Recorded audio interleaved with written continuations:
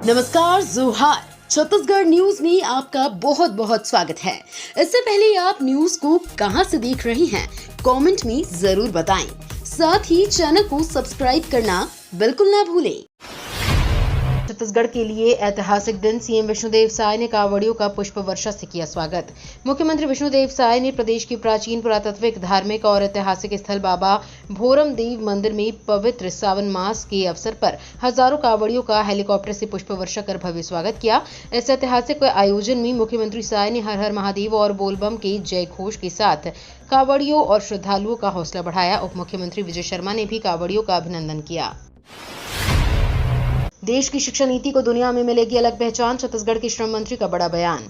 छत्तीसगढ़ की विष्णुदेव साय सरकार द्वारा प्रदेश के विकास के हर संभव प्रयास किए जा रहे हैं। इसी के तहत प्रदेश के वाणिज्य, उद्योग और श्रम मंत्री लखनलाल देवांगन कोरबा स्थित सरकारी इंजीनियर विश्वेश्वरैया स्नातकोत्तर महाविद्यालय कोरबा के दीक्षारंभ समारोह में शामिल हुए। यहां उन्होंने संबोधन के दौरान कहा कि सभी सरकारी और प्राइवेट कॉलेजों में छात्रों को राष्ट्रीय शिक्षा नीति के जरिए अलग अलग विषयों से अवगत कराया जाएगा। इससे भविष्य में हमारी शिक्षा नीति विश्व स्तर पर एक नई पहचान बनाएगी।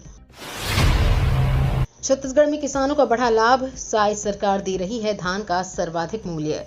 पीएम नरेंद्र मोदी की गारंटी छत्तीसगढ़ की जनता के लिए विश्वास, विकास और बदलाव की गारंटी के तौर पर स्थापित हो चुकी है।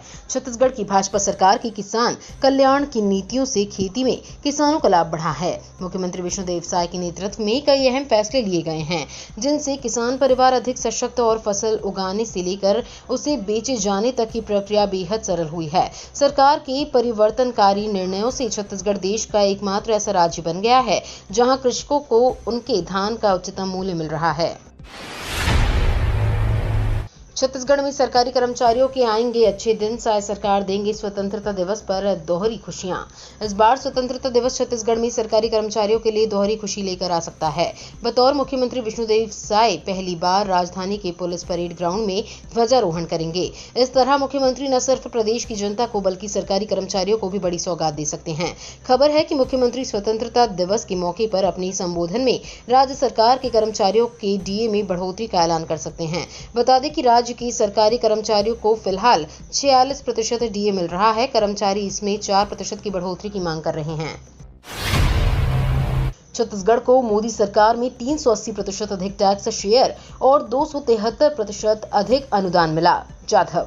केंद्रीय स्वास्थ्य कल्याण एवं आयुष मंत्रालय के स्वास्थ्य प्रभार राज्य मंत्री प्रताप राव जाधव ने एक प्रेस वार्ता में बताया कि यूपीए सरकार की तुलना में मोदी सरकार की कार्यकाल में छत्तीसगढ़ को मिलने वाले टैक्स शेयर और अनुदान में भारी बढ़ोतरी हुई है। उन्होंने आंकड़े प्रस्तुत करते हुए कहा कि मनमोहन सिंह की सरकार में 2004 से 2017 तक छत्तीसगढ़ को 47,000 करोड़ रुपए का टैक्स शेयर मिला था, जबकि मोदी सरकार के दौरान ये बढ़कर 2,26,000 करोड़ रुपए हो गया।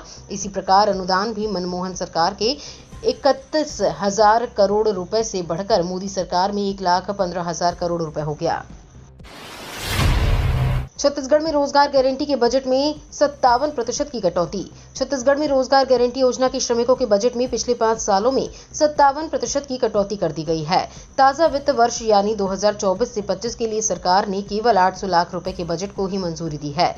राज्य में 100 दिन रोजगार पाने वाले मजदूरों की संख्या छत्तीसगढ़ में आधी रह गई है। 2020 से 21 में छत्तीसगढ़ में 6,11,987 श्रमिक ऐसे थे जिन्हें 100 दिन रोजगार मिला था। 2023 से 24 में केवल 3,43,133 श्रमिक ही ऐसे थे जिन्हें 100 दिन का काम मिला। भूपेश बघेल के नेम चेंजर वाले तंज पर राजेश मूणत का पलटवार।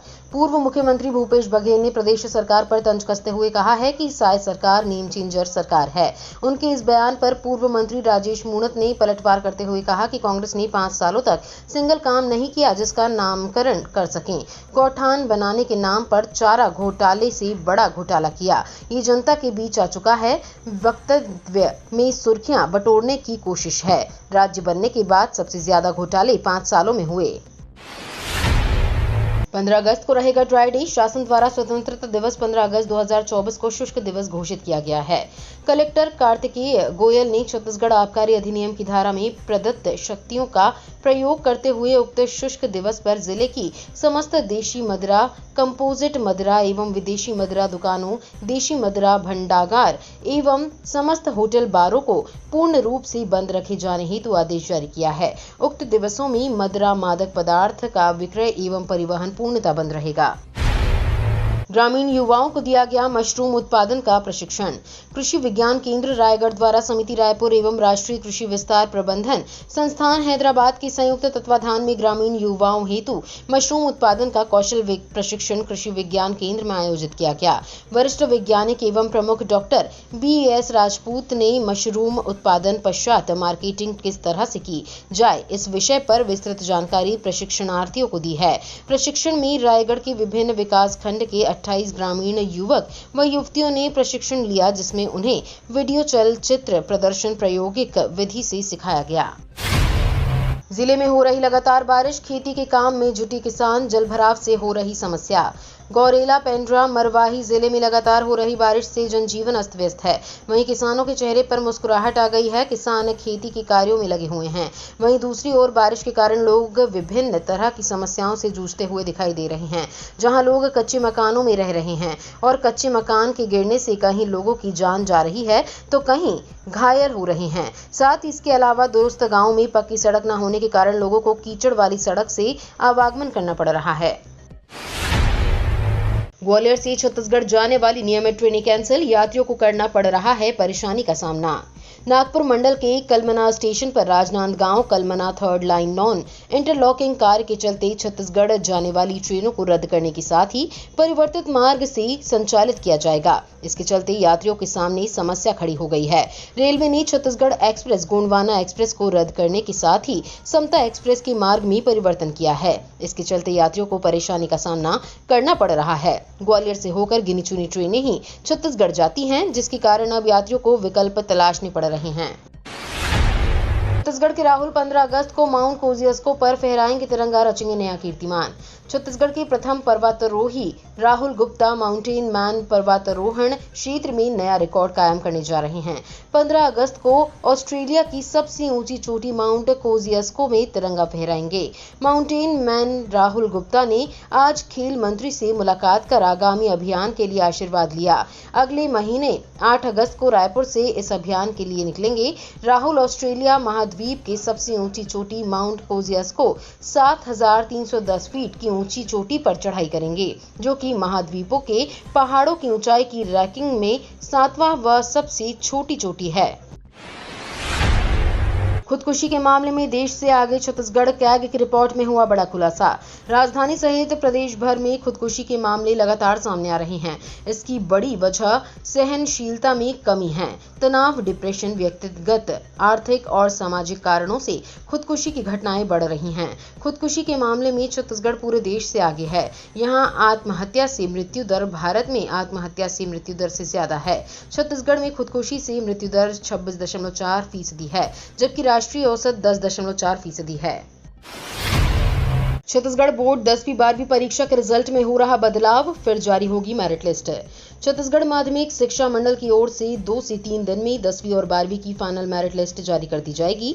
इसके लिए मंडल ने तैयारी शुरू कर दी है। दरअसल मई में जारी हुए बोर्ड के परिणाम के दौरान अस्थायी मेरिट लिस्ट जारी की गई थी। अब पुनर्मूल्यांकन व पुनर्गणना के बाद छात्रों के नंबर बढ़े हैं। कई छात्र फेल व पूरक से पास हुए हैं। छत्तीसगढ़ माध्यमिक शिक्षा मंडल की सचिव पुष्पा साहू ने बताया कि फाइनल टॉप 10 मेरिट सूची में 10वीं में 4 और 12वीं में 2 से अधिक छात्रों को जगह मिली है।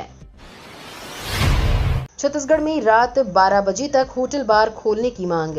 छत्तीसगढ़ में FL3 लाइसेंसधारी होटल बार संचालकों को रात 12 बजे तक नहीं बल्कि रात 11 बजे तक अपना बार बंद करना अनिवार्य है। इस पर FL3 लाइसेंसधारी होटल बार संचालकों ने CM साय और वित्त मंत्री OP चौधरी से मुलाकात कर 12 बजे रात तक खोलने की मांग की थी, लेकिन अभी समय संशोधन पर कोई विचार नहीं किया गया है। आबकारी डिप्टी कमिश्नर PL साहू ने कहा कि देर रात बार खुलने पर नियमानुसार कार्रवाई होगी। बार टाइमिंग संशोधन का आदेश अगर सरकार से आएगा तो उसे सार्वजनिक किया जाएगा। उसके बाद नए नियम के अनुसार दुकानों का संचालन होगा। छत्तीसगढ़ में फिर से फैल रहा आई फ्लू। छत्तीसगढ़ में फिर से आई फ्लू कहर मचा रहा है। बारिश के मौसम में लोग आई फ्लू वायरस के चपेट में आ रहे हैं। बस्तर से रोजाना 50 से 60 मामले सामने आ रहे हैं। लगातार बारिश और धूल की वजह से लोग इसे सामान्य इन्फेक्शन भी समझ रहे हैं, जिसकी वजह से कई लोग इसका इलाज कराने की वजह घरेलू उपचार करके ही इसके ठीक होने का इंतजार कर रहे हैं, जिस कारण ये वायरस और भी तेजी से फैलता जा रहा है। छत्तीसगढ़ में बिजली बिल ने बंद कराए 150 मिनी स्टील प्लांट। छत्तीसगढ़ में बिजली की दरों में 25% की बढ़ोतरी की गई है, जिसके विरोध में स्टील प्लांट कारोबारियों ने 150 मिनी स्टील प्लांट बंद कर दिए गए हैं। फैक्ट्रियों की भट्टियां बंद कर दी गई हैं। प्लांट बंद होने से करीब 2 लाख लोगों पर गहरा असर पड़ेगा। फिलहाल मुख्यमंत्री से उद्योगपति मुलाकात करेंगे। रायपुर के जेल रोड स्थित एक होटल में Chhattisgarh sponge iron manufacturer association की बैठक हुई। उद्योगपतियों ने तय की मंगलवार से काम बंद कर देंगे। भूतेश्वर महादेव के शहर में निकलेगी शाही पालकी यात्रा। औघड़ नृतकों का होगा नाट्य प्रदर्शन। भगवान भूतेश्वर अपने श्रद्धालुओं को दर्शन देने पालकी में सवार होकर नगर भ्रमण करेंगे। लक्ष्मी नारायण मंदिर के प्रधान पुजारी पंडित किशोर तिवारी और भगवान भूतेश्वर महादेव के पुजारी पंडित चंदन तिवारी के मुताबिक भगवान भूतेश्वर महादेव की पालकी यात्रा मंदिर परिसर में विधि विधान के साथ पूजा आरती पश्चात सुबह 11 बजे निकलेगी। पालकी यात्रा के दौरान शहर के विभिन्न चौक चौराहों में भूतेश्वर महादेव पालकी की आरती और स्वागत विभिन्न संगठनों के द्वारा किया जाएगा। रायपुर रेलवे स्टेशन की पार्किंग का ठेका रद्द, ठेकेदार को मिला नोटिस। राजधानी रायपुर रेलवे स्टेशन पर पार्किंग ठेका रद्द कर दिया गया है। रेलवे ने ठेकेदार को 30 दिन का नोटिस जारी किया है, जिसके बाद 1 महीने के भीतर ठेका पूरी तरह से निरस्त कर दिया जाएगा। ये निर्णय रेलवे द्वारा की गई समीक्षा और शिकायतों के आधार पर लिया गया है। रेलवे विभाग ने नई पार्किंग व्यवस्था की तैयारी शुरू कर दी है। इसके तहत ट्रैफिक पुलिस और रेलवे सुरक्षा बल के साथ बातचीत की जाएगी, ताकि एक प्रभावी और व्यवस्थित पार्किंग सिस्टम लागू किया जा सके। शास्त्री बाजार व्यवस्थापित परिसर में दुकानों के आवंटन की प्रक्रिया शुरू। नगर पालिका निगम रायपुर ने शास्त्री बाजार के पास नवनिर्मित व्यवस्थापित परिसर में दुकानों के आवंटन की प्रक्रिया शुरू कर दी है। इस संबंध में जारी निविदा के अनुसार निर्मित कुल 84 दुकानों का आवंटन किया जा रहा है। इसके लिए नगर निगम मुख्यालय के बाजार विभाग या वेबसाइट पर विस्तृत जानकारी उपलब्ध है। बीजेपी के हर घर तिरंगा अभियान को लेकर लेंगे बैठक। इस रणनीति पर होगा मंथन। बीजेपी के हर घर तिरंगा अभियान को लेकर 6 अगस्त को पार्टी प्रदेश कार्यालय कुशाभाऊ ठाकरे परिसर डूमर तराई में बैठक होगी। इसमें भाजपा के हर घर तिरंगा अभियान पर चर्चा की जाएगी। इसमें शामिल होने के लिए भाजपा के राष्ट्रीय प्रवक्ता और बिहार भाजपा के मंत्री गुरप्रकाश पासवान कल रायपुर पहुंचेंगे। पासवान हर घर तिरंगा अभियान प्रदेश के प्रभारी हैं। वो पार्टी कार्यकर्ताओं से अन्य मुद्दों पर भी मंथन कर रणनीति बनाएंगे। छत्तीसगढ़ में मानसून ने लिया ब्रेक, 2 दिन बाद होगी बारिश। छत्तीसगढ़ में पिछले कुछ दिनों से लगातार बारिश का दौर जारी है। जोरदार बारिश के कई इलाकों में हालात बिगड़ गए हैं। नदी नाले उफान पर आ गए हैं। हालांकि अब मौसम विभाग ने एक राहत की खबर दी है। मौसम विभाग का कहना है कि आने वाले कुछ दिनों में प्रदेश में मानसून की गतिविधियों में बदलाव हो सकता है। आने वाले 2 दिनों तक बारिश के आसार कम है। इसके बाद कई जिलों में जोरदार बारिश होगी। अब सुपर ऐप बताएगा ट्रेन टिकट कंफर्म होगी या नहीं। रेलवे से मिली जानकारी के मुताबिक इस योजना को लागू करने के लिए रेलवे एक सुपर ऐप तैयार कर रहा है। भारतीय रेलवे ने नए साल में बड़ी योजना लागू करने का प्लान तैयार कर लिया है। रेलवे आने वाले दिनों में वेटिंग टिकट को सख्ती से खत्म करने जा रहा है। इसलिए यात्रियों को कंफर्म टिकट की शुरुआत करने का पहला चरण इसी साल दिसंबर या नए साल से शुरू हो जाएगा। शुरुआत दिनों में ये 5 चुनिंदा रूट्स पर 500 किलोमीटर दूरी के लिए सामान्य ट्रेनों में शुरू होगा। इनमें कंफर्म टिकट की उपलब्धता 90% तक सुनिश्चित हो जाएगी। क्या है वक्फ बोर्ड, जिसमें संशोधन करने जा रही मोदी सरकार। वक्फ मुस्लिम समुदाय के विकास के लिए दी गई संपत्ति है। इन संपत्तियों से हुए मुनाफे को हर राज्य का वक्फ बोर्ड प्रबंधन करता है। 1954 में भूतपूर्व पीएम जवाहरलाल नेहरू की अगुवाई वाली सरकार ने वक्फ अधिनियम पारित किया था। सरकार ने 1964 में केंद्रीय वक्फ परिषद की स्थापना की थी। साल 1955 में सभी राज्य और केंद्र शासित प्रदेशों में वक्फ बोर्ड के गठन की अनुमति देने के लिए कानून में संशोधन किया गया। छत्तीसगढ़ में झारखंड में मवेशियों की तस्करी। पुलिस ने 2 तस्करों को कीचड़ भरे खेत में 2 किलोमीटर दौड़ाकर पकड़ा। छत्तीसगढ़ के जशपुर जिले में पुलिस ने मवेशियों की तस्करी कर झारखंड ले जाते 2 तस्करों को गिरफ्तार किया है। उसके पास से 11 मवेशी बरामद किया है।